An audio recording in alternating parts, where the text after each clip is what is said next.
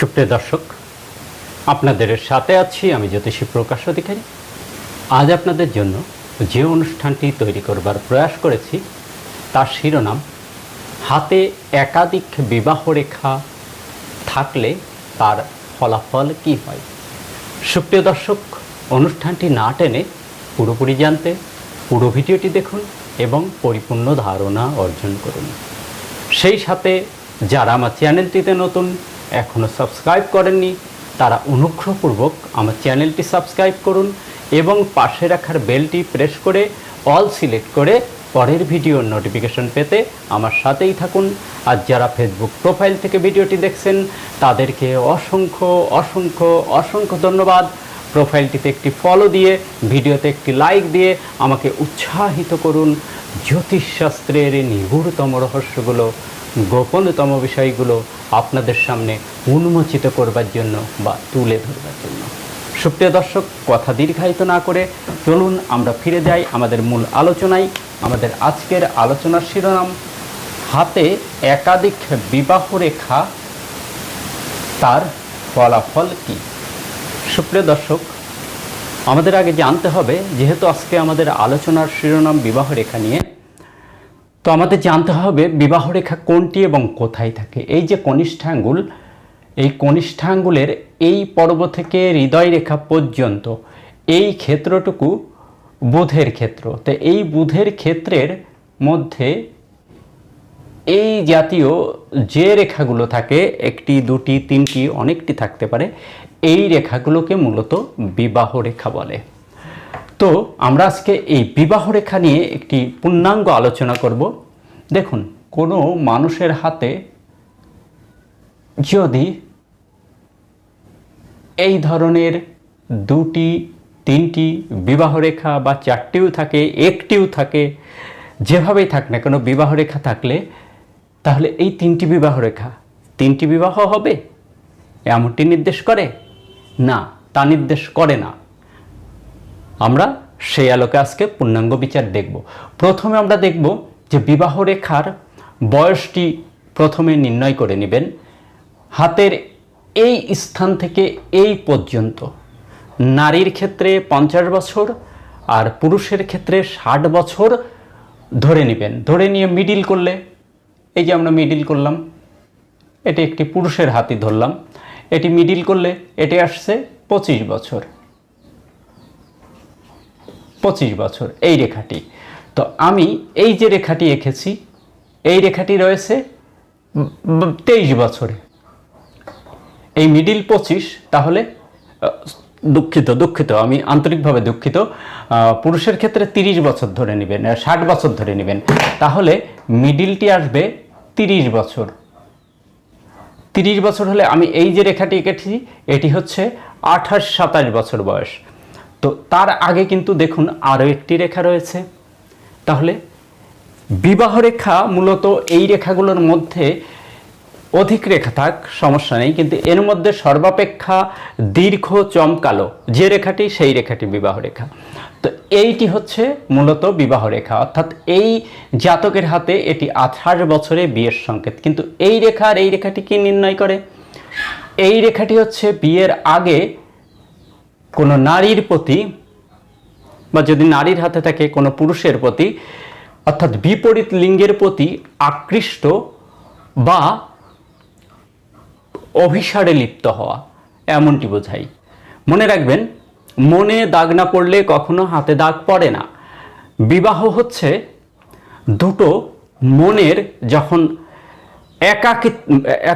যখন মিলেমিশে এক হয়ে যায়, দুটো মন, দুটো আত্মা, দুটো হৃদয় যখন এক হয়ে যায়, তখন তার হাতে বিবাহের রেখার মতো রেখার জন্ম নেয়।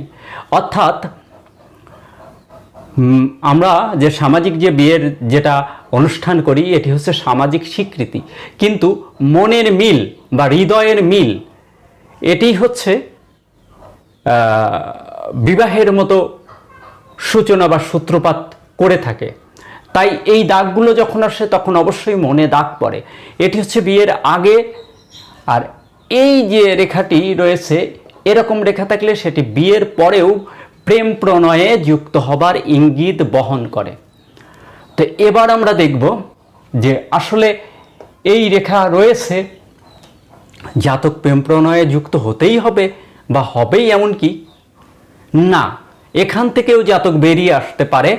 তবে এই যে বয়স, এই বয়সে প্রেম প্রণয় জাতক বা জাতিকার সামনে কিন্তু উকি দেবেই দেবে, কিন্তু সেখান থেকে জাতক জাতিকা বেরিয়ে আসতে পারবে কিনা এর জন্য দেখতে হবে বৃহস্পতির ক্ষেত্র।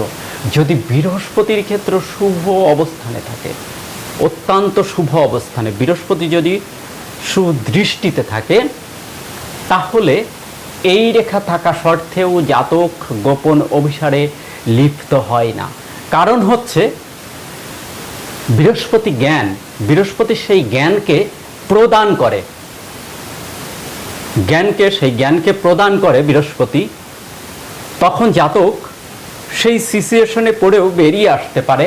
আবার এই যে এটি রয়েছে বিয়ের পরে প্রণয়ের যোগ তার সামনে কিন্তু উপস্থিত হবে, কিন্তু যদি বৃহস্পতি প্রগাঢ় থাকে, খুব প্রশস্ত, ফোলা গভীর মাংসালো, লাল গোলাপি আভাযুক্ত এবং সম্পূর্ণরূপে বৃহস্পতির সুদৃষ্টি থাকে, সেই সঙ্গে বুধের স্থানটা যদি দীর্ঘ থাকে, বুধ শুভ থাকে এক কথায়, তাহলে বুধ হচ্ছে আমাদের বুদ্ধির কারক আর বৃহস্পতি আমাদের জ্ঞানের কারক। এই বুদ্ধি এবং জ্ঞান দুটো একাকার হয়ে মিলে মিশে জাতকের ওই পথ থেকে ফিরিয়ে আনতে সাহায্য করে। এবার আমরা কয়েকটি রেখা দেখব। দেখুন, এখানে মনে করুন একটি রেখা এইভাবে রয়েছে, একটি রেখা সুন্দর রয়েছে। তাহলে এই রেখাটি এই বয়সে জাতকের যে প্রেম প্রণয় বা মেনে নিলাম বিয়েই হলো, তো এই সম্পর্কের কিন্তু চরমতম অবনতি থাকবে এবং এটি সেপারেশন বা ডিভোর্সের মতো সূচনা করে।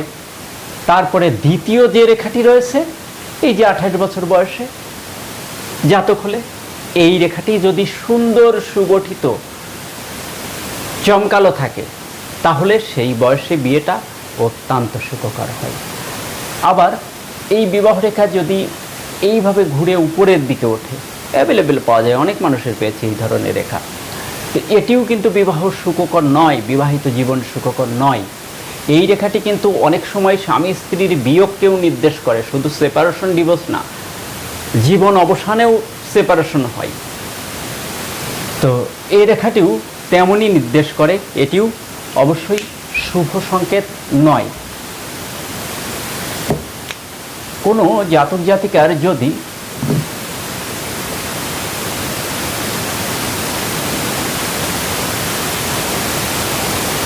ঠিক সমান্তরাল দুটি বিয়ে রেখা থাকে, একই রকম, একই অবস্থানে, দুটো সমান, তাহলে এটি কিন্তু দ্বিতীয় বিয়ে বা দুটো বিয়ের সংকেত, এটি বলতে পারেন। আবার এরপরও মনে করেন যে এইভাবে আরেকটি রেখা রয়েছে যেটি এরকম নয়, এর থেকে ক্ষুদ্র, তাহলে দ্বিতীয় বিয়ের পরেও আবার গোপন অভিসারে মিলিত হবার সংকেত এটি, অর্থাৎ মনে দাগ না পড়লে হাতে দাগ পড়বে না। তো এটি দ্বিতীয় বিয়ের পরেও আবার আরেকটি প্রণয়ের সংকেত। এইবার এই বিবাহ রেখাতে যদি এই ধরনের চিহ্ন থাকে, ক্রস চিহ্ন কিংবা পারফেক্ট এরকম ক্রস চিহ্ন থাকে, তাহলে সেপারেশন হবার ইঙ্গিত বহন করে। বিবাহ রেখা যদি এইভাবে ভেঙে যায়, তাহলে এটিও ডিভোর্সের ইঙ্গিত বহন করে। বিবাহ রেখা যদি ফ্রক দুই শাখায় যুক্ত হয়, কিংবা বিবাহ রেখার উপরে যদি তিল চিহ্ন পরিলক্ষিত হয়, কিংবা এই বিবাহ রেখার উপরে যদি জপ চিহ্ন পরিলক্ষিত হয়, তাহলে এই চিহ্নগুলোর কোনোটাই শুভকর নয়। প্রত্যেকটাই তীব্র থেকে তীব্রতর দাম্পত্য অসন্তোষ এবং যন্ত্রণাদায়ক বিবাহিত জীবনের পরিসমাপ্তি হয় ডিভোর্সের মাধ্যমে। এই ইঙ্গিতগুলো বা সেপারেশনের মাধ্যমে এই ইঙ্গিতগুলো এই রেখা বহন করে।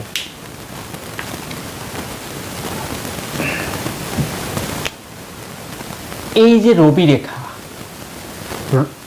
অনামিকা আঙ্গুলের নিচে থাকে, এই স্থান থেকে বিবাহ রেখা এসে যদি এইভাবে রবি রেখা স্পর্শ করে, এটি অনেকেরই আছে, অনেক পেয়েছি, আমি অনেক পেয়েছি এরকম। তাহলে এই জাতক বা জাতিকার যত দরিদ্রতম ঘরে বিয়ে হোক না কেন, এই জাতক জাতিকার বিয়ে হবে সম্ভ্রান্ত পরিবারে, ধনশালী মানি পরিবারে।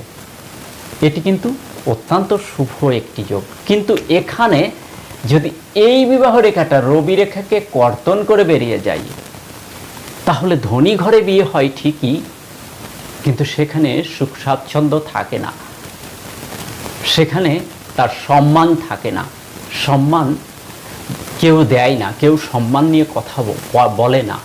অর্থাৎ এই জাতক জাতিকাকে সর্বদাই হেয় প্রতিপন্ন হতে হয় পদে পদে শ্বশুর গৃহে।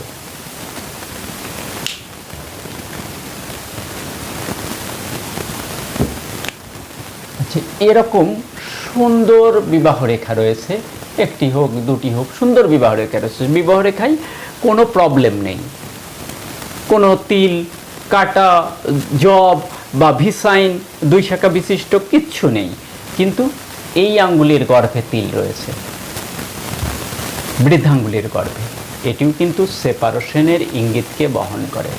কিংবা সুন্দর একটি বিবাহ রেখা রয়েছে, একটি বিবাহ রেখাই রয়েছে, মনে করুন একটি বিবাহ রেখা মানে একটি সম্পর্ক, তো এইভাবে শুক্রের থেকে কোনো রেখা উঠে বিবাহ রেখা কেটে গেল, তাহলেও এটি কিন্তু সেপারেশন হবার ইঙ্গিত বহন করে, বিবাহিত জীবন পরিসমাপ্তি হবার ইঙ্গিত বহন করে।